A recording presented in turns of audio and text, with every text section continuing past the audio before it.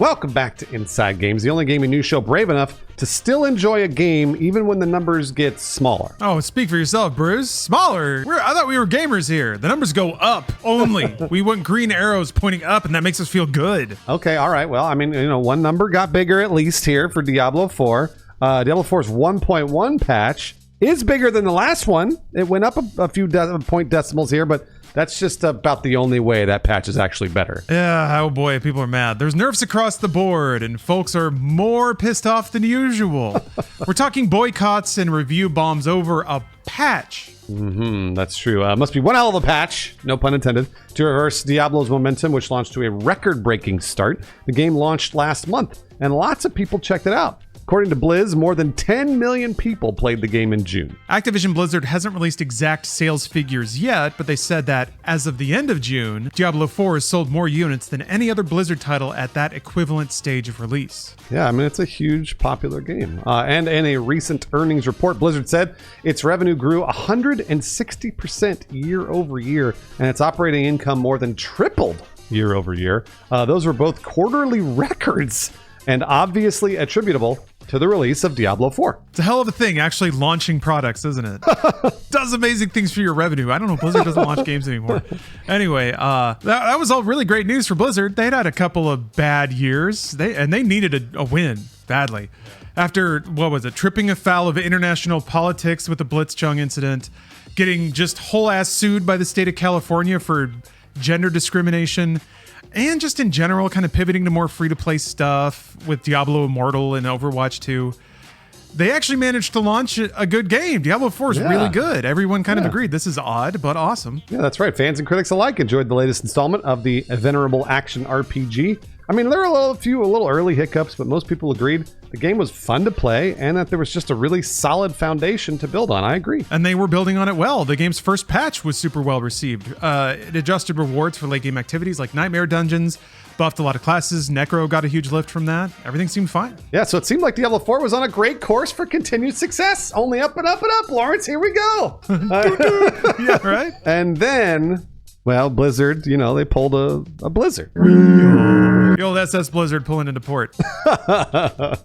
Yeah, things went to hell again, no pun intended, when Blizzard released their newest update, the now infamous 1.1 patch that made a variety of changes that have just really not sat well with fans, and that's saying the least right now. Yeah, gamer rage. What could be more enticing? The internet loves it. We'll let it wash over us like a cleansing flame after this quick word from our sponsor, Soylent. Today's episode of Inside Games is sponsored by Soylent. This is a meal replacement drink that's nutritious and affordable. These are things the gamers need. It's one of those products that can help you maximize your game time. Soylent is portable, requires no refrigeration, and it's shelf stable for over a year. You can enjoy it anytime or anywhere without prep or cleanup. I've actually been starting my days with a cafe latte flavor. It gives me that coffee kick with all the nutrition of a good breakfast, and I can just grab it and go. Now, just because Soylent is fast doesn't mean it's junk food. It's the perfect synergy of macro and micronutrients backed by science. Every ingredient in Soylent's formula has been validated through clinical research to work in synergy with each other and for your health. It's fast, it's cheap, it's good for you. That's why they call it the world's most perfect food. And gamers never settle for second best. So get Soylent today and maximize your gaming. The first 500 people to use our link in the description and use code INSIDEGAMES30 will get 30% off their first order with Soylent. Soylent, thank you very much for the sponsorship. Thank you very much, Soylent. Last we left the story, Blizzard managed to tank all the momentum they'd built with Diablo 4 and incense their most dedicated players. Wow, that's all. Okay.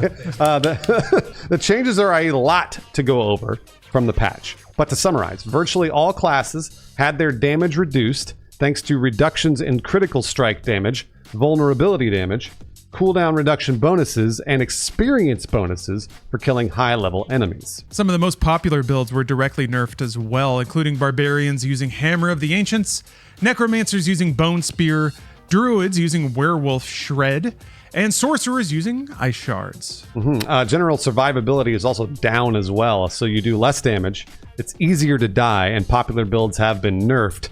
Sometimes without any alternative, really. The players are mad. They've had all their toys taken away. And what's worse is this update happened exactly when the first season started, which is ostensibly when a lot of people were excited to start a new build and play again. I certainly was. Lots of people felt like Blizzard was intentionally slowing down people's progress to keep them playing longer, because that's what companies want. They want players playing their game all the time. Squeezing that engagement. Over on the Diablo IV subreddit, it's having a time, I'll say that. User The Morals called the patch, quote, a slowdown to every single part of the game. User Caladon responded, quote, I honestly can't fathom their decision process here. This legitimately feels like they intentionally said, what is the worst thing we can do to the game? Aim the gun at their foot and fire. False equivalences, but I've heard people say that about Blizzard patches yeah. for decades now. That's right. But That's true. it's cozy, weirdly. It's comforting to read these comments again. Others noted that Blizzard even added 2 extra seconds to the ability which let players teleport out of dungeons for some reason. Oh. Yeah, now weird.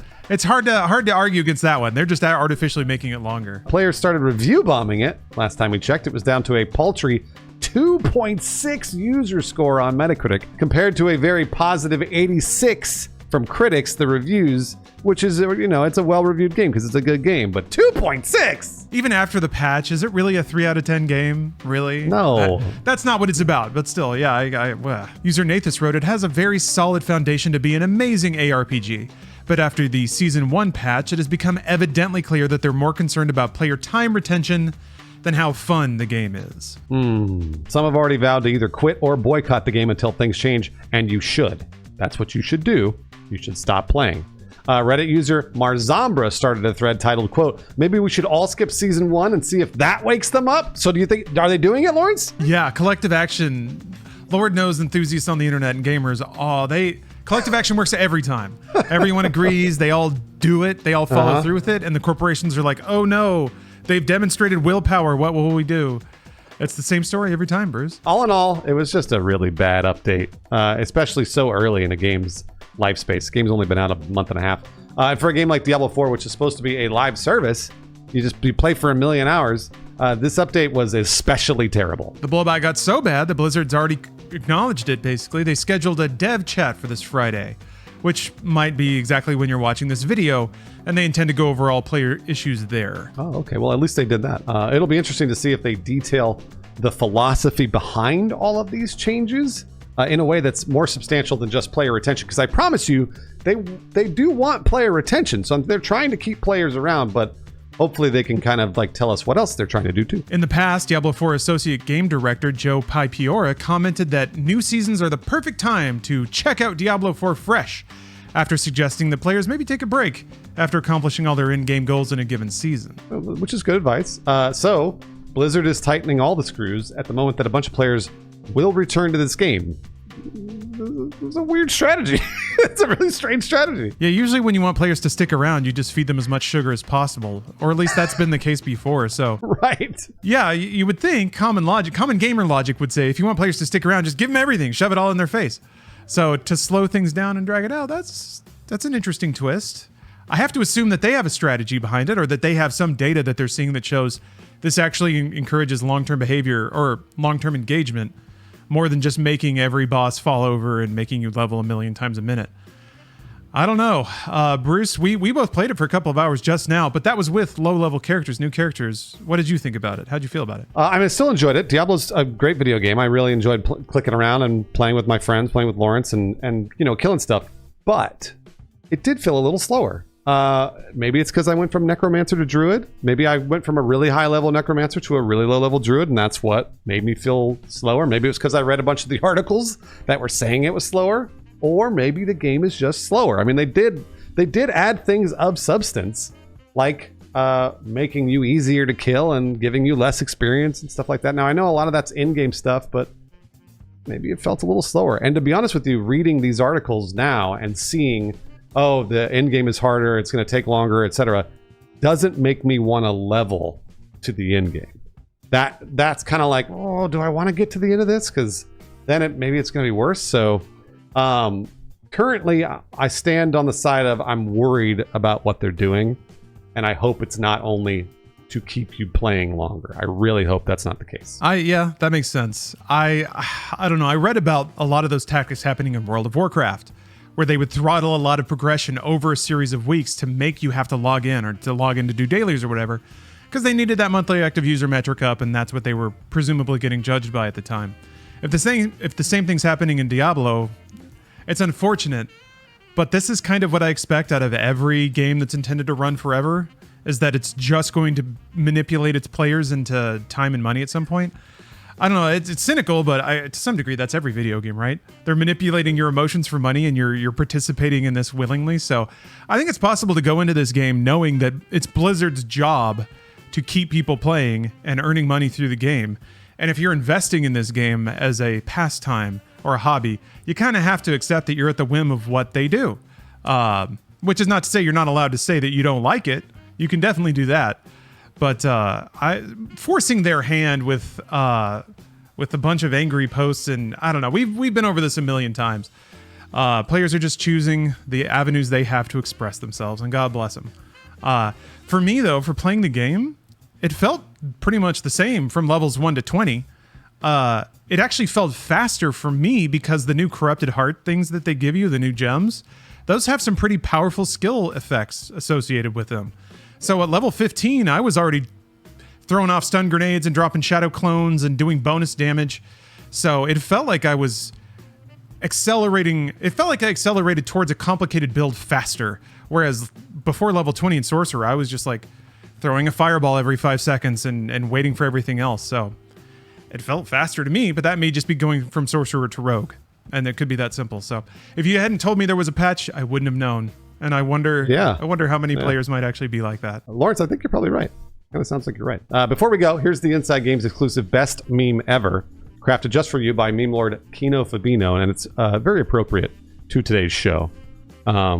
So again, like I always say, just don't buy it. Just don't play it. If you don't like it, just stop.